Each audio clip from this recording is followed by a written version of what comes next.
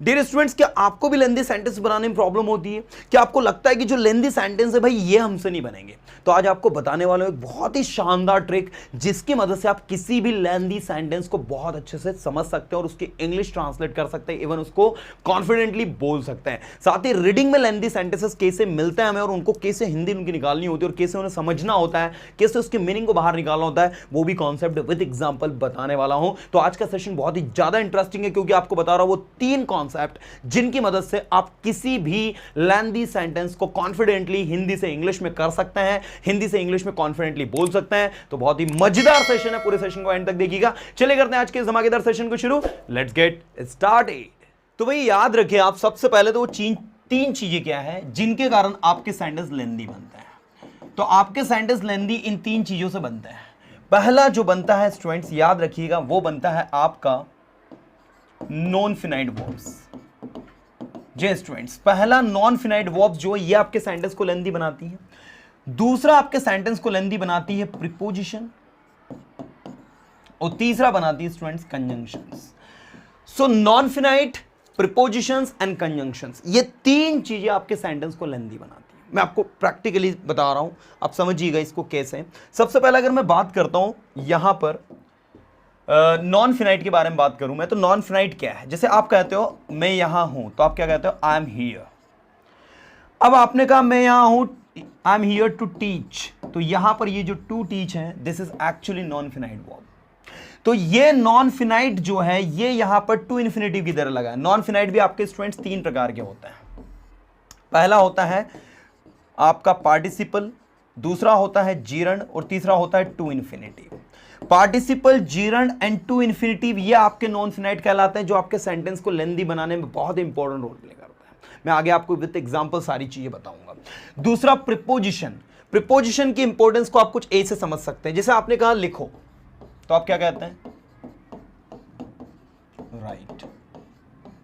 आपने कहा ध्यान से लिखो, अब आप देखो यहां पर आपने ध्यान से लिखो कहा, तो अब आप इंग्लिश में कहेंगे राइट केयरफुली। अब देखो यहां पर आपने कहा ध्यान से लिखो तो राइट केयरफुली, सेंटेंस थोड़ा बड़ा हो गया।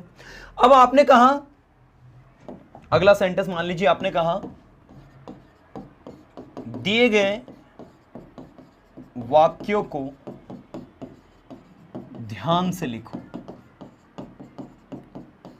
ठीक है। अब और सेंटेंस बड़ा बन जाएगा, आप इंग्लिश में से कहेंगे सेंटेंस तो वही है राइट केयरफुली, लेकिन देखो right carefully the given sentences, the given sentences.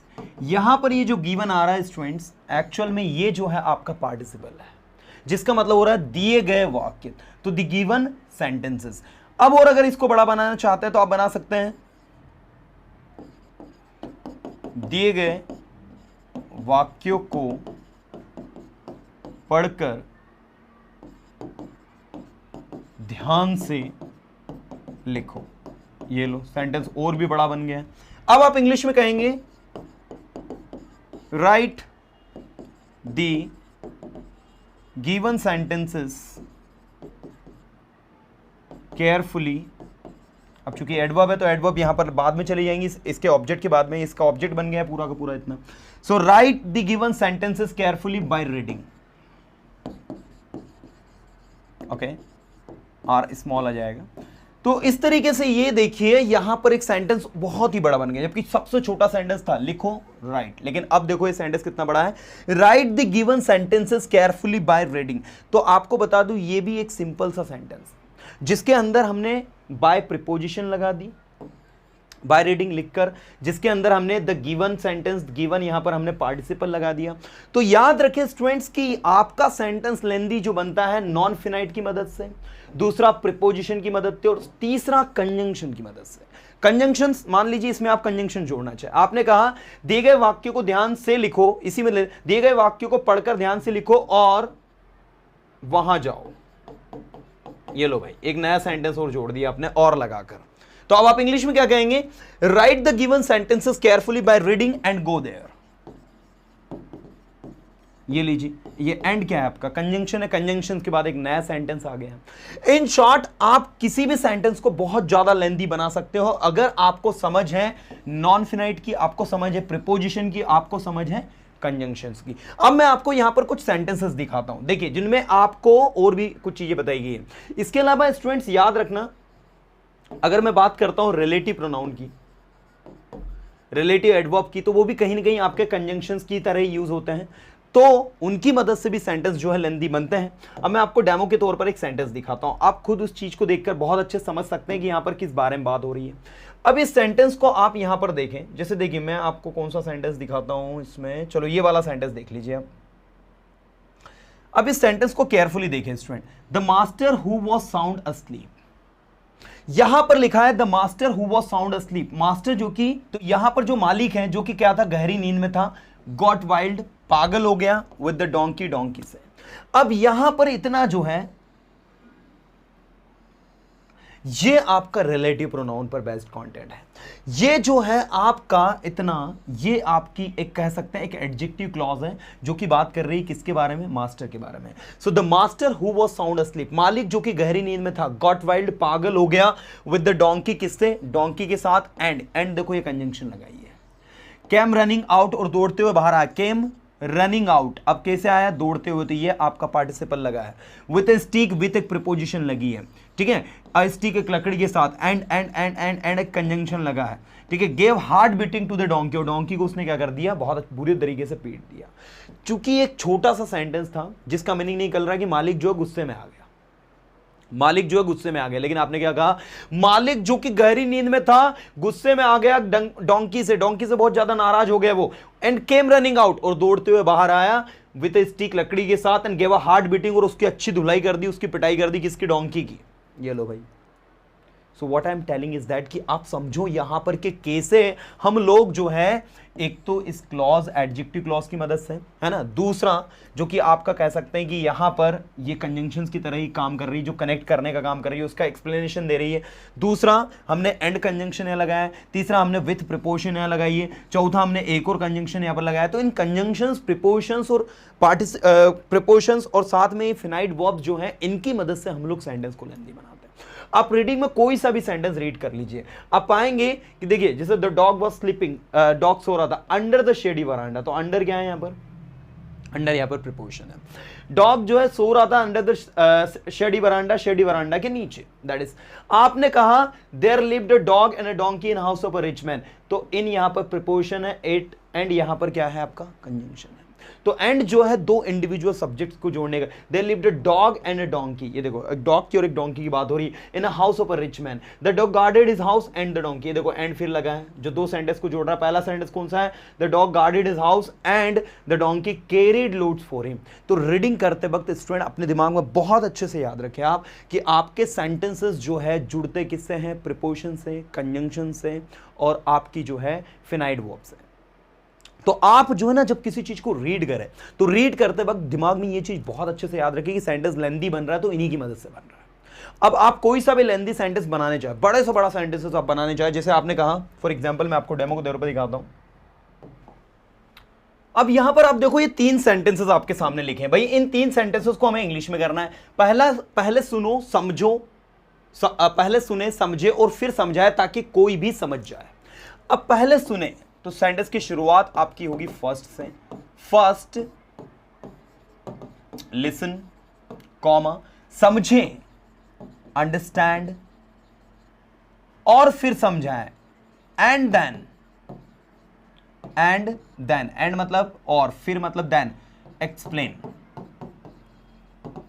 ताकि को कहते हैं इंग्लिश में हम सो दैट कोई भी समझ जाए,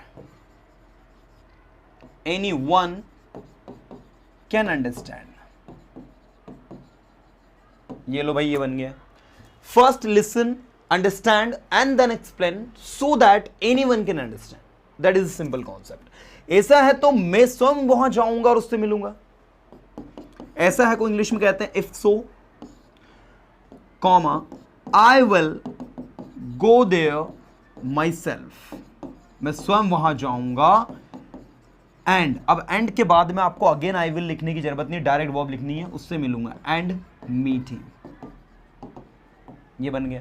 तो यहां पर भी देखो आप सेंटेंस किससे जुड़ रहा है, यहां भी एंड से जुड़ा आपने, है ना, देन लगाया आपने, सो दैट लगाया जो कि कंजंक्शन है, यहां भी आपने एंड लगाया, ठीक है ना। तो इस तरीके से आपके सेंटेंस जो लेंदी बनते हैं। जो तुम सोचते हो वह सही है, what you think is right, ध्यान दीजिएगा, what you think is right but what I think is 100% सही है, is 100% right, is 100% correct.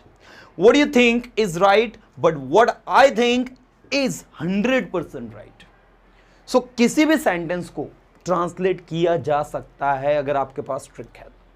Any sentences can be translated if you have trick, and this is the way to translate the sentences. And let me remind you one more time that students, no sentence is tough if you are well practiced.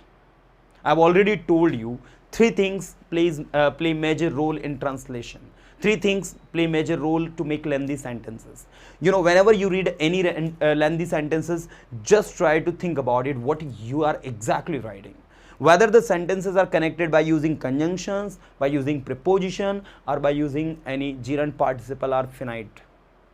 If you understand this concept, I think you can translate any sentence confidently.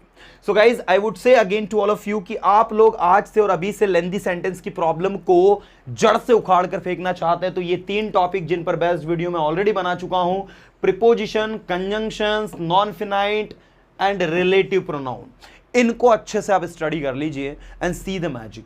You can translate any sentence confidently without making any mistake. Because sentences look tough when we don't know the right process, when we don't know how to translate them, when we don't know what is the exact way to translate. And when we have the right way to translate, then the same sentence look easy. I hope, dear students, you have understood the exact way to translate any lengthy sentence confidently by you applying this tip. If you love this video, just like it and share it with your friends so that they can also be benefited, and put this video on your status on Instagram, on WhatsApp, so that most of the students can reach out. Thank you so much guys. We'll meet you in the next session with new content. Till then, tada bye, have a good day.